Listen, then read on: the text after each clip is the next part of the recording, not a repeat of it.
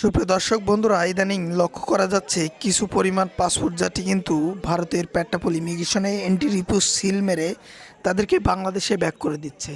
এর প্রধান কিছু কারণ আপনাদের মাঝে তুলে ধরব। এর প্রথম কারণ হলো আপনার যে মেডিকেল অর্থাৎ ডাক্তার দেখানোর যে ডেট আছে, সেই ডেটের সর্বোচ্চ 10 দিন আগে আপনি ভারতে প্রবেশ করতে পারবেন।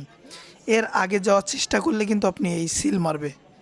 দ্বিতীয়ত কারণ হলো আপনি মেডিকেল ভিসায় ভারতে গিয়ে বিভিন্ন এম্বাসি ফেস করছেন, তাদের জন্য কিন্তু খুবই দুঃসংবাদ, আপনারাও কিন্তু এই এন্ট্রি রিপোর্ট সিল খেতে পারেন।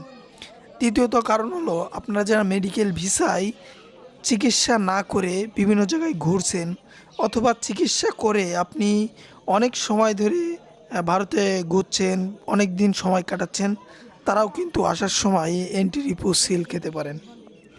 অবশ্যই মেডিকেল ভিসা বা যে কোনো যে ভিসা আপনি লাগান, সেই ভিসার সঠিক কাজটা আপনি করবেন বা সঠিক ব্যবহার করবেন, তাহলে কিন্তু আপনার এই সমস্যা হবে না।